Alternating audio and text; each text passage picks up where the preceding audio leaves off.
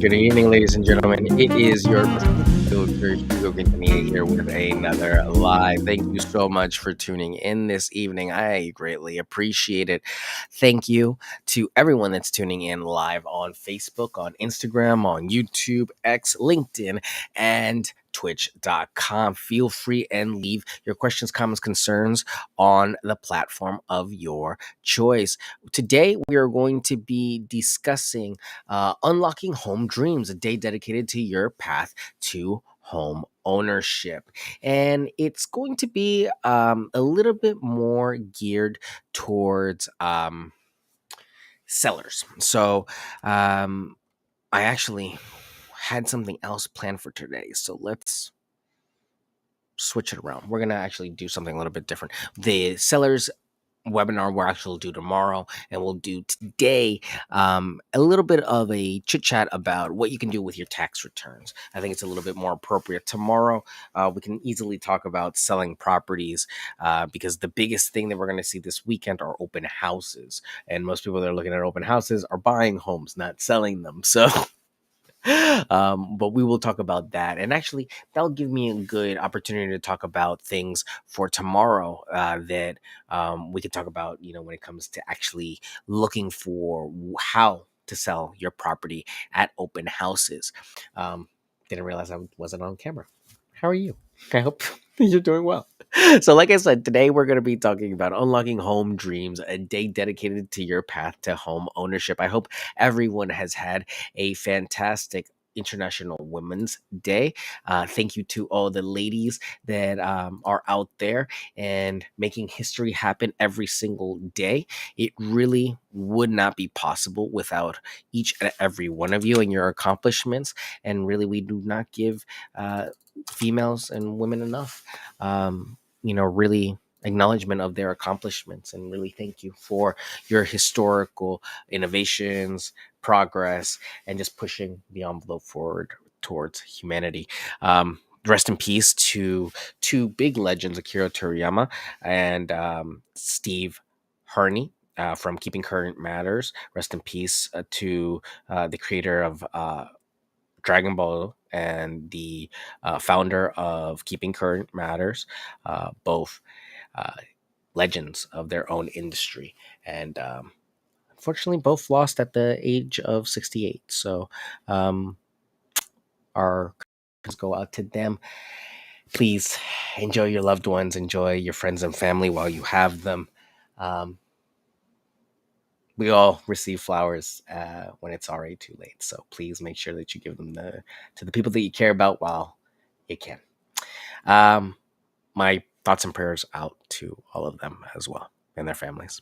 But today, let's talk about the future. Let's talk about where we want to go, what we want to do, and how we want to unlock home ownership for us. There's a lot of stuff changing in the market. You're going to see tons of millionaires and billionaires start to be formed in this market. I really do believe that this might be one of the most life-changing markets that we may ever experience. After this year, we might look back on this time as a before and an after. So, we saw unprecedented things during the pandemic, and now we will continue to see them through what I like to call Bitcoin mania. So I hope that all of you are paying attention to the markets and paying attention to what is happening in your particular market when it comes to real estate, and also when it comes to your investments, because staying informed is by far the best thing you can do to protect and safeguard your investments.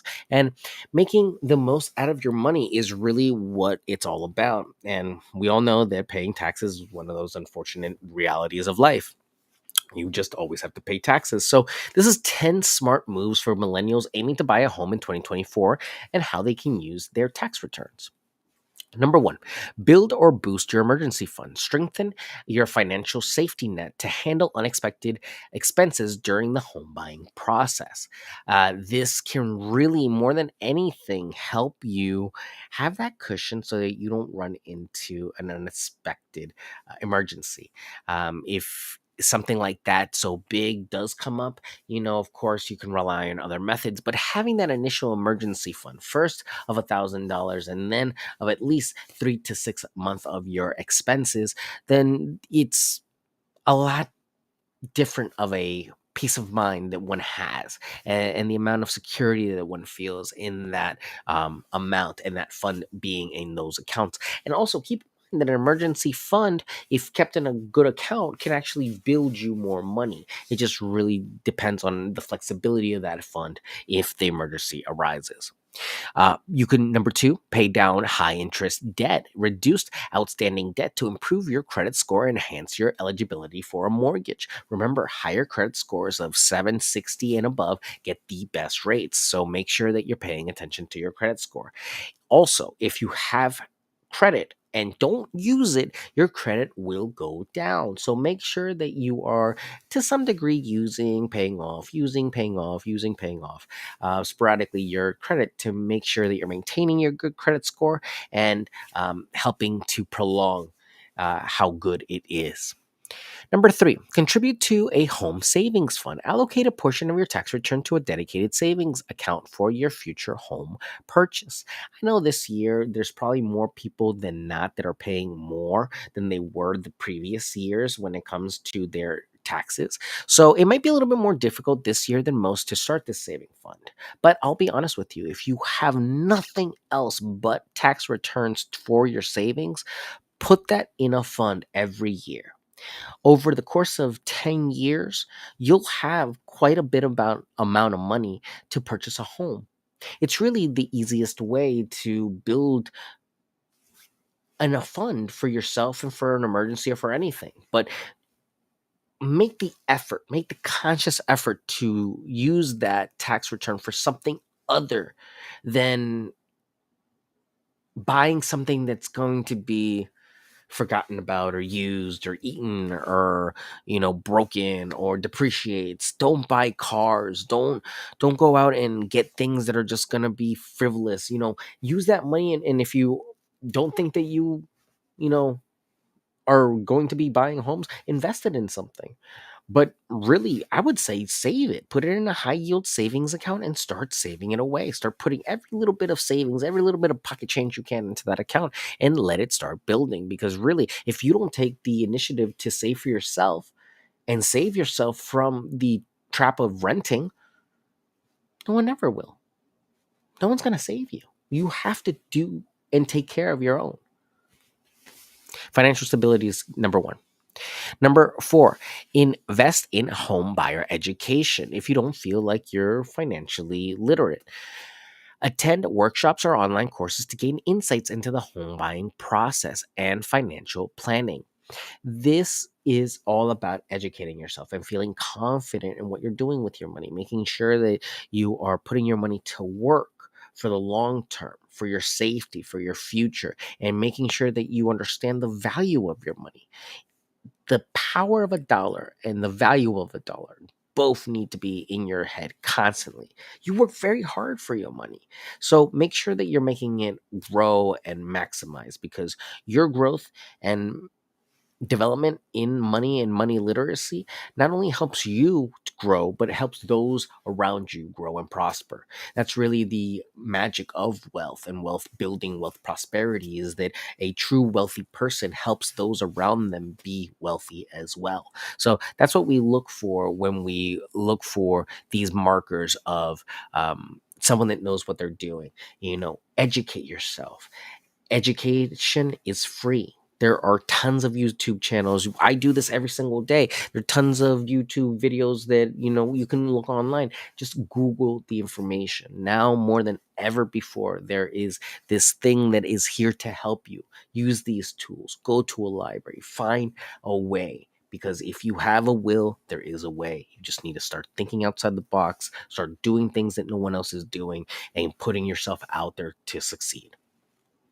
Number 5, boost your credit score. Use your tax return to address any outstanding issues on your credit report, improving your chances of securing a favorable mortgage. Now, I will say this with a grain of salt: work with a credit repair specialist, because if the debt or the claim is way too far gone, this could actually damage your credit score, because paying it off will actually put it back into the radar of the last 2 to 3 years of active credit. So make sure that if you're working towards this and paying off these debts, that it's going to work in your favor. Um, and your work and consulting someone that knows about credit and credit repair if you're in a situation where you are paying something off or something's in collections. Number 6, explore first time home buying programs. Investigate government programs or incentives designed to assist first time home buyers. Your tax return can contribute to meeting eligibility criteria. We just had a huge State of the Union address by President Biden that spoke about first time homebuying credit of $400 for the first 2 years of a first time homebuyer purchasing a home. That translates, I believe, to almost $10,000. That is a great incentive, but not one that's set in stone.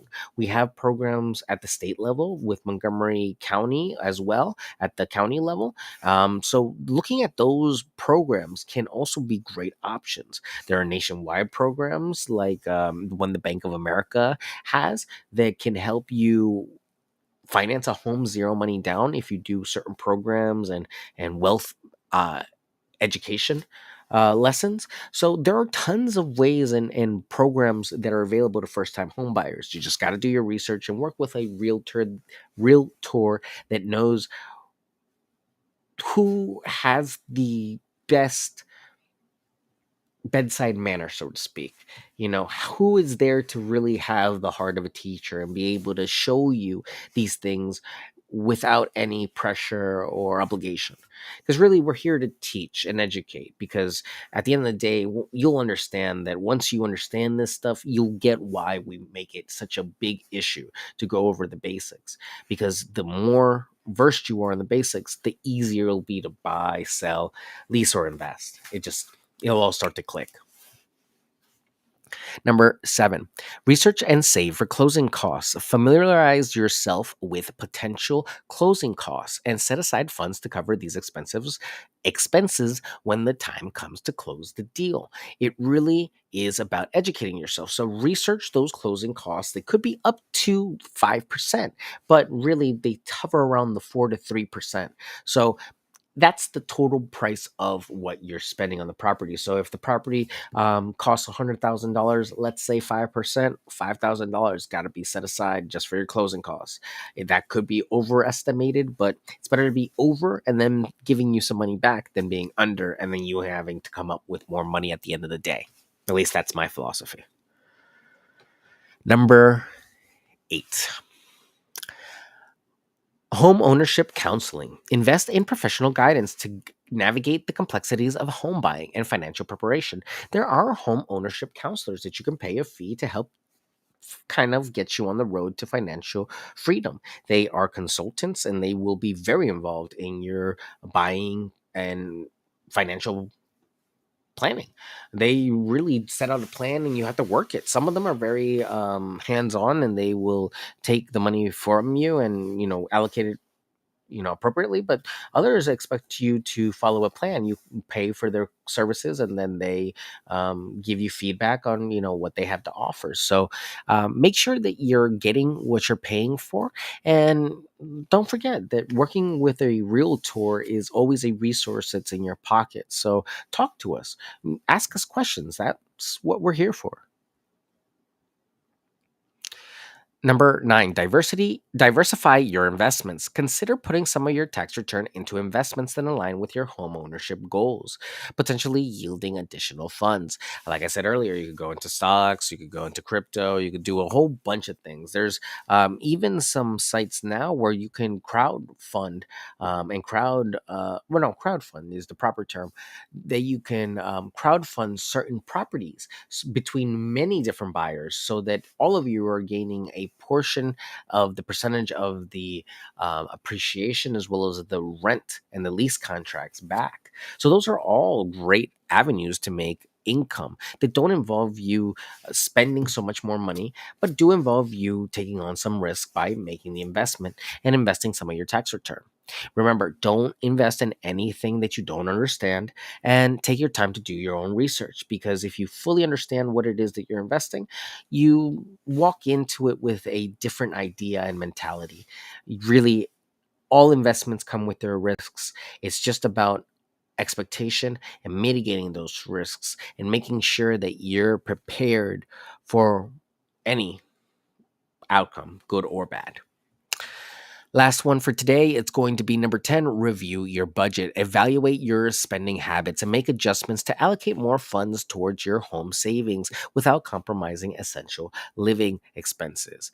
Um, Reviewing your budget at this point can help grow your fund, your emergency fund, and the savings that we could have for your home ownership. So whenever you can, I would suggest every 3 months, try to reassess your budget and formulate a new budget. Sit there at home with your receipts and, okay, where'd you spend this month? Where'd you spend last month? Where's the money going this month? Where are our savings right now? Are they getting the most that they can in this savings account? Are they getting 1%? Are they getting 5%? What's happening right now? There are tons of high yield savings accounts that are flying around, like Marcus, like Ally. These are all accounts that are at 5%. There are also CD options if you're not really in need of the money being accessible. And a CD is a certificate of deposit where basically you give the money to the bank, and the bank uses it for their purposes for a certain amount of time, at which point they give you an interest back, at which point you have to pay taxes on that interest of that gains. But you can keep reinvesting that money and gaining on money that's just sitting in a bank account. So 5% isn't bad. It's better than 1% that we were getting, a few years ago. So think about it. Think about your money. Be purposeful with your money. Make your money work for you, because you work really hard for your money. And it's about time that that is the last thing that you do, is work harder for your money than you have to. You need to make your money work, because you're not getting any younger.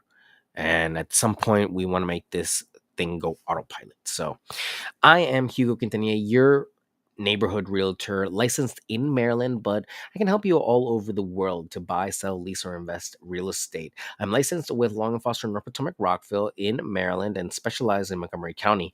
My phone number is 240-389-4846. My email is hugo@lnf.com, and my website is yourrealtorhugo.com. So if you or anyone you know have any questions, comments, concerns, or feedback that you'd like to leave with me, please leave them on your platform of choice. As always, we were live on YouTube, Facebook, LinkedIn, X, and Twitch.com. So let me know. I'm thinking about maybe trying some stuff on Kick. So let me know. But at any rate, please support and tune in. Follow the YouTube channel when you get a chance. Check it out. And really, I appreciate all of you tuning in for another live. That is the QR code if you want to go join us over there. We do have repeats of the show, as well as new edits are going to be going over there, and hopefully some new content as well. So definitely peep over there whenever you can. Follow us on Instagram at Hugo4Long and Foster, the number 4 Long and Foster, and I'll see you guys tomorrow for the sellers workshop that we didn't do today because I forgot.